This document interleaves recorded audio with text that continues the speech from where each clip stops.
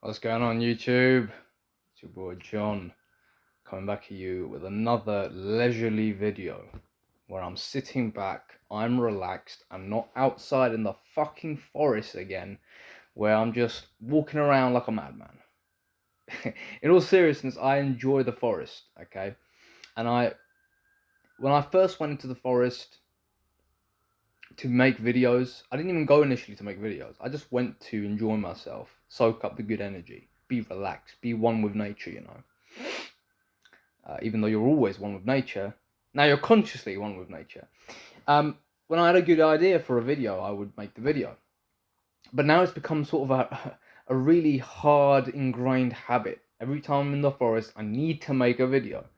And sometimes I don't have good ideas. So I've been looking at a few of the videos I've made previously, and I'm like, dude, some of these videos are just rambles. I'm just rambling about rambling stuff, and there's no concrete points to be made in these videos. And I'm not here to gain notoriety. Do I look at the views? Yes. Do I look at the subscribers? Of course I do. I'm a human fucking being.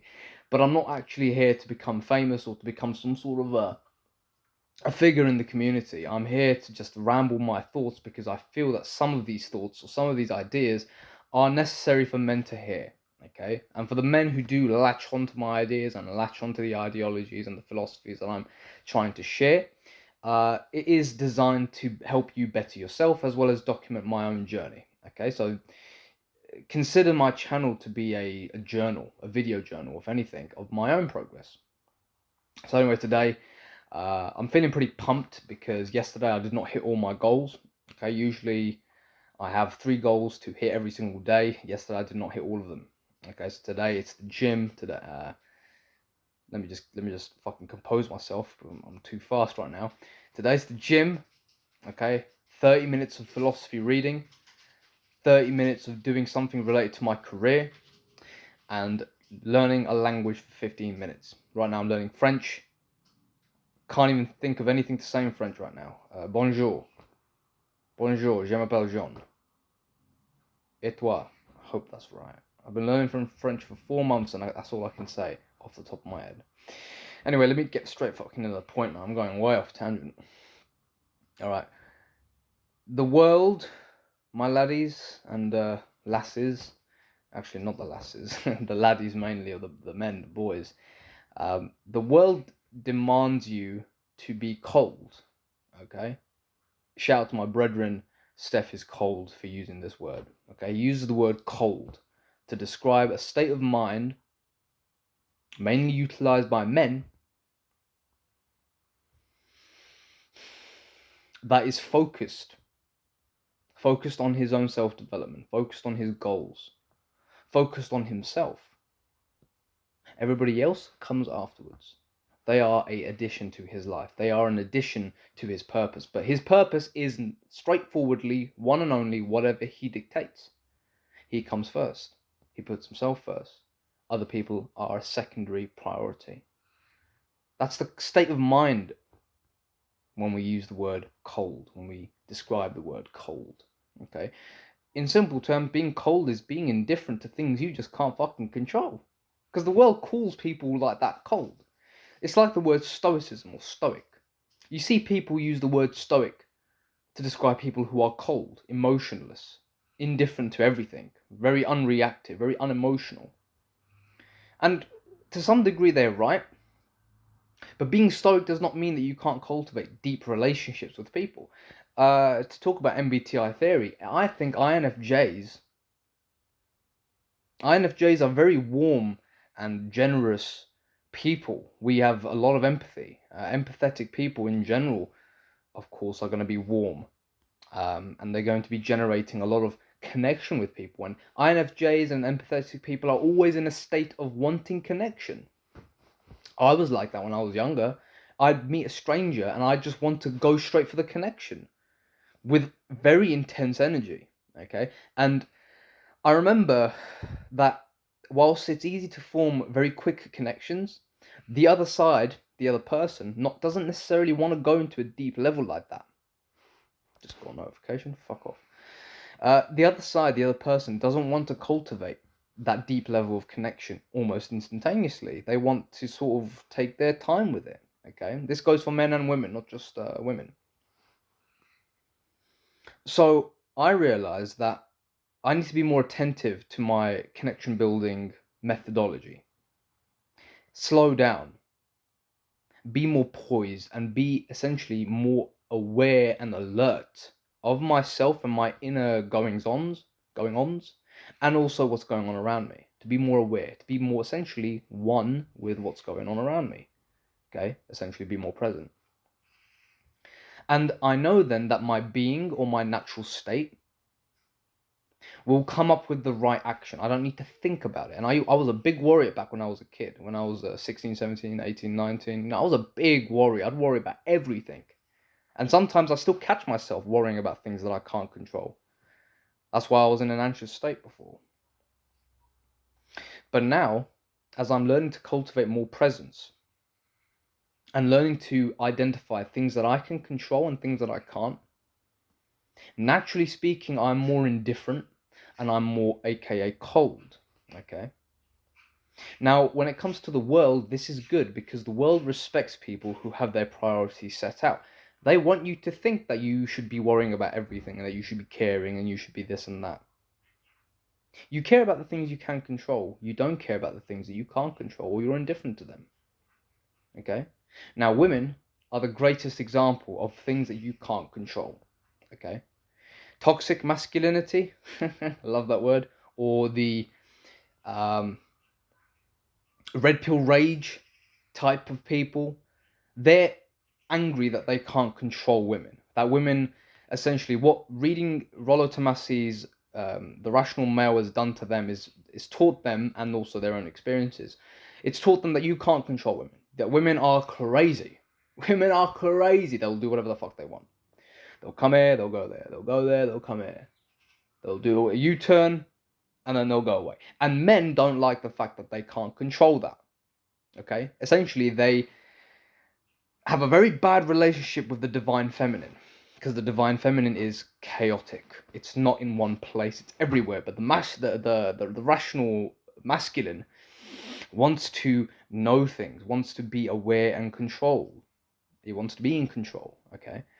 But when you don't have a good relationship with the divine feminine, you want to control the divine feminine as if it is the masculine. So men fall into a bit of a problem here, because of course Rollo Tomasi, a lot of his ideology and philosophy is something that I agree with, but the one aspect I don't agree with is the fact that he completely neglects the aspect of the femininity within men. I mean, he says that it's feminist bullshit, it's PC, men should not be in touch with their feminine. There's two ways of looking at this. There's the PC modern culture version of it, which says men should be in touch with their feelings, which is essentially men be pansies.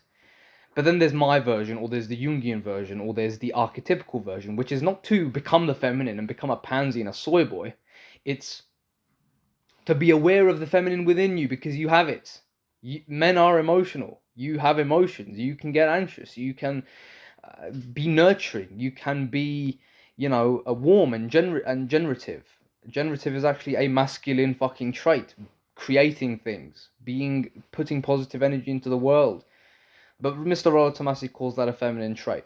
We have feminine and masculine within us all. Yes, men tend to go towards the masculine, and that is the way it always should be, because that is our natural state. But we do have the feminine within us as well, and to completely neglect that aspect and pretend that it doesn't exist, guess what that does? It goes into the shadow. And what does it do when it's in the shadow? It plays behind the corner when the fucking curtains have closed down.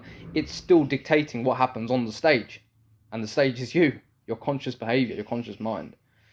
So we have these emotions and these aspects of the feminine within us, and what we need to do is we need to not only become aware of them, but we need to understand what triggers our feminine.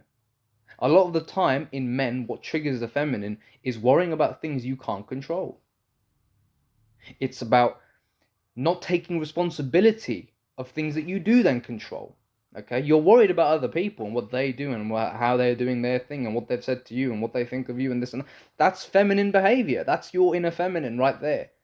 Now you can't cut it off. You can't just say, I'm not going to do that anymore. You can't do it because you've been conditioned to do that. But you need to be aware of the feminine within you, so that you can then be in a position to say, okay, this is unnecessary thinking. Let me just bring it back to the breath so I can refocus and go back into my masculine. And that's how you awaken the king within, as is said in Robert Moore's book, The King Within, and also his other book, which I'm yet to read, which is King, Magician, Warrior, and Lover. That's where he talks about all the essential, foundational masculine archetypes within men. Fantastic book. I really want to read it. Because the king acts from a place of stillness. You see, when you think of a king, what do you think of? When you imagine the king in your mind, what do you imagine? For me, it's always been a father-type figure who's sitting back in his throne, relaxed, poised, very calm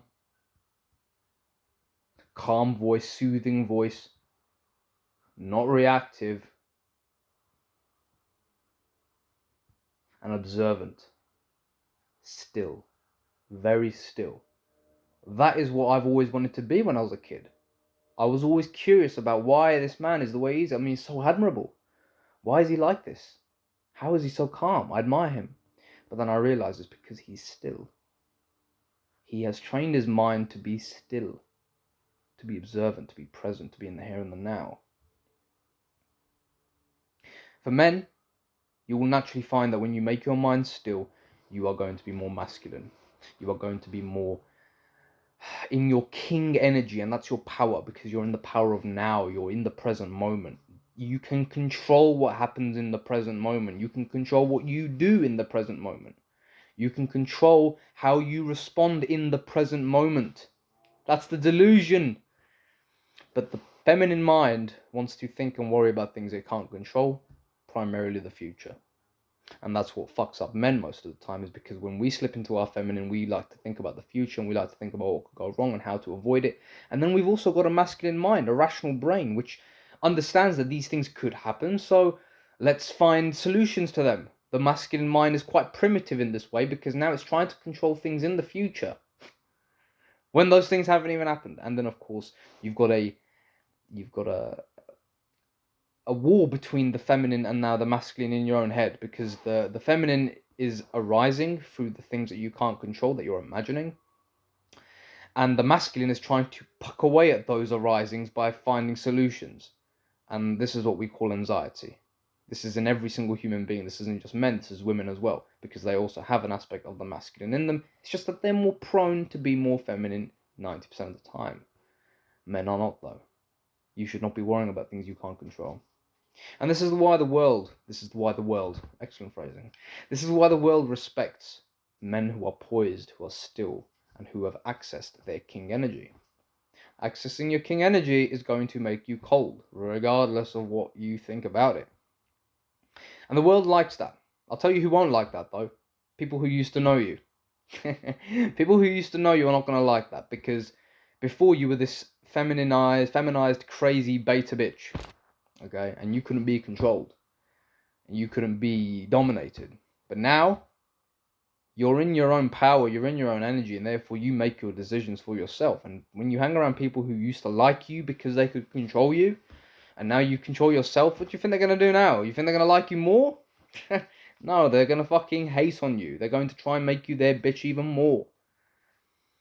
But that's why we don't focus on the past. These people are in the past now. We focus on the future. I'm telling you this, the people that you meet in the future as you grow on this self-development journey, you will find some of the best friends in your life, and the girls that you meet will be the girls who will respect you the most. At the end of the day, gentlemen, I'm on day 140 on semen retention or something now. I've realized that when it comes to women, I just want, if I'm going to enter into any sort of relationship with a woman, sex doesn't even have to fucking happen anymore. It's like, I've become a true monk now. That doesn't mean I don't like sex, dude. Don't even go there. But it's like, I'm okay having a platonic relationship as long as respect is on the table. Okay, and I'm just saying a platonic relationship just for the sake of it. If it develops into an intimacy, or if it begins as an intimacy, it's irrelevant. The point is, when it comes to relationships with the opposite sex, or anyone regardless, respect is the fundamental thing that I'm concerned about. And if respect isn't there, the foundation of a relationship isn't there then. Therefore, you walk away or you find someone else. This is called cold behavior, gentlemen. And this is called being a stoic. Controlling things that you can control and not controlling things and not worrying about things that you can't control. Alright, gentlemen? Hope you enjoyed the video. I'll see you in the next one. Take it easy.